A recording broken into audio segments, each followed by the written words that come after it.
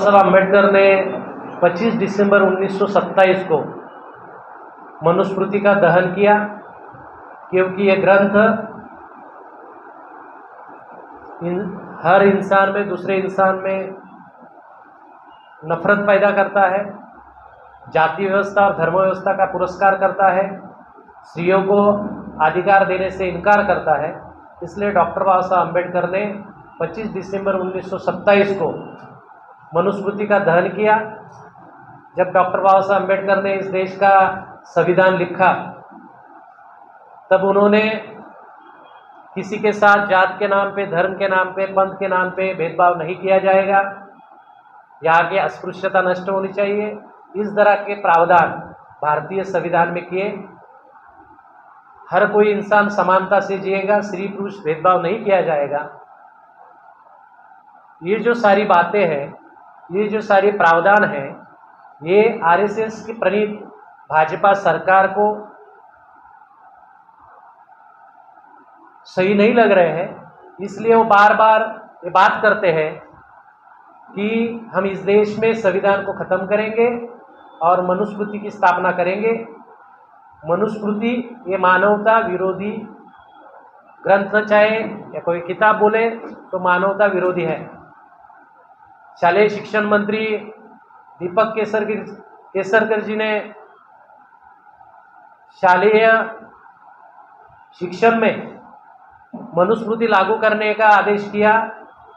इसके लिए बड़े स्तर पे, बड़े पैमाने पे जो संविधान को मानते हैं, जो मानवता को मानते हैं, जो प्रागैतिक विचार के लोग हैं, उन्होंने विरोध करने का काम शुरू किया। इसी बारे में एक 2-3 दिन पहले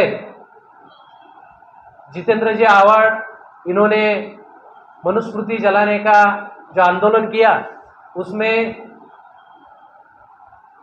कुछ तांत्रिक गलतियों की वजह से डॉक्टर बाबा साहब अम्बेडकर का फोटो फाड़ा गया। उसके खिलाफ में भाजपा आंदोलन कर रही है। बाबा साहब से हम कितना प्यार करते हैं दिखाने का नाटक कर रहे हैं। लेकिन मैं भाजपा से और आरएसएस से कहना चाहता हूँ कि आरएसएस ने 1948 में दिल्ली के जंतर मंतर मैदान पर डॉक्टर बाबा साहब अम्बेडकर का फोटो जलाया था। तब बाबा साहब अम्बेडकर का प्यार कहाँ गया था, ये आज पूछने की ज़रूरत है। मुझे लगता है कि जितेंद्र आवाड़ जी ने जो आंदोलन किया, उसके पीछे कायदे में एक प्रिंसिपल है जिसको मेंस लिया कहते हैं, कि इंटेंशन क्या था। तो उनका इंटेंशन ये था कि शालेय शिक्षण में मनुस्मृति को लागू नहीं करना चाहिए। तो मुझे लगता है कि जो फोटो फाड़ा गया, जो उनसे गलती हुई, उसके लिए उन्होंने माफ़ी मांगी है। लेकिन उस माफ़ी को नज़रअंदाज करके उसके प्रति विरोध में भाजपा जिस तरह का आंदोलन कर रही है, तो ये आंदोलन एक ढोंगीपना है। मेन प्रश्न से जनता का लक्ष्य हटाने के लिए एक बहुत बड़ा षड्यंत्र है, उसका भी हम निषेध करते हैं। और मुझे आशा है कि भारत की जनता ये सुज्ञ जनता है, वो इस तरह के षड्यंत्र को, उनके जो इरादे हैं उसमें न फंसते हुए, वो चाहती है कि हमारे बच्चों को आधुनिक शिक्षण मिले। हमारे बच्चे जो पूरे विश्व में जिस तरह की एजुकेशन में और नौकरियों में स्पर्धा शुरू है, वैसी शिक्षा मिले। वो चाहते हैं कि हमारे बच्चे अच्छी अंग्रेजी लैंग्वेज से लेकर सारी लैंग्वेज का अच्छी तरह से पढ़ाई कर सके और एक अच्छा भारतीय नागरिक बने।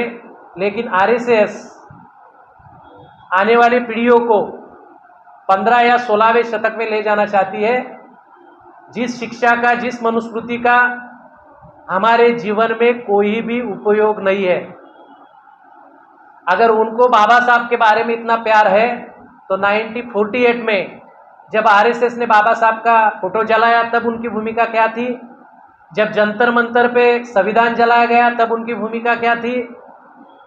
जब कोश्यारी जी जो राज्यपाल थे, पूर्व राज्यपाल, उन्होंने सावित्रीबाई फुले, महात्मा ज्योतिबा फुले के बारे में कहा, तब उनकी सोच क्या थी, उनके विचार क्या थे, तब उन्होंने क्यों निषेध नहीं किया?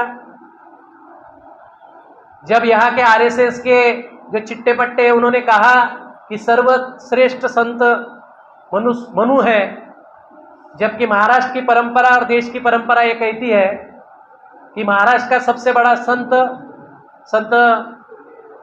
तुकाराम महाराज, ज्ञानेश्वर महाराज, संत गाडगे महाराज, संत तुकडोजी महाराज, संत नामदेव, ये जो संतों की परंपरा है जिन्होंने मानवता का उपदेश किया, अंधश्रद्धा को नष्ट करने का काम किया, तो ये संत हमारी परंपरा है, उसके बारे में आरएसएस और भाजपा कुछ नहीं कहती।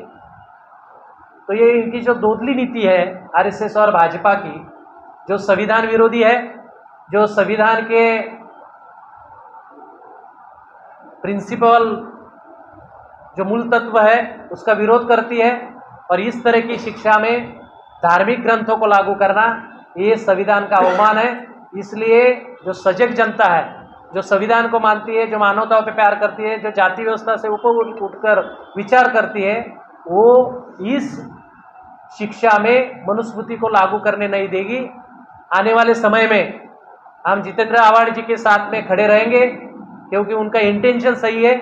आने वाले समय में जो बाबा साहब फुले शाहू अम्बेडकर से प्यार करते हैं, उनके विचारों पे चलते हैं, वो चाहे आरपीआई के कोई भी गुट हो, वो सब इस आंदोलन में खड़े रहेंगे। और जिस तरह का प्रति आंदोलन भाजपा ने चलाया, उस प्रति आंदोलन को नष्ट करने का काम, उसको खत्म करने का काम, और भाजपा की जो सही आरएसएस की सोच है उसको उजागर करने का काम आने वाले समय में Republican party of India secular और तमाम प्रागतिक जो उदार मतवादी सोच रखते हैं, जो संविधान को मानते हैं, ऐसे सारे लोग इकट्ठा होकर इस तरह का जो भाजपा का और आरएसएस का षड्यंत्र है कि शिक्षा में धार्मिक शिक्षण लाया जाए, उसका हम मुंह तोड़ विरोध करेंगे, उसका जोर तोड़ से विरोध करेंगे, और इस तरह की पॉलिसी लागू करने से भाजपा को रोकेंगे।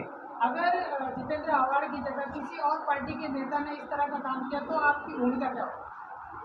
देखो, कोई भी तांत्रिक अगर इस तरह की गलती कोई करता है और वो उसकी माफ़ी मांगता है, तो हम उसके इंटेंशन को देखेंगे। इसलिए मैंने कहा कि कायदे में मेंस रिया का एक प्रिंसिपल है कि आंदोलन करने के पीछे उनका हेतु क्या था, उस हेतु को देखो, उसके इंटेंशन को देखो। उनका इंटेंशन था कि शिक्षा में मनुस्मृति लागू नहीं होनी चाहिए, तो कुछ गलतियां कार्यकर्ताओं की वजह से, उनकी वजह से हो गई, उसके लिए उन्होंने माफ़ी मांगी है।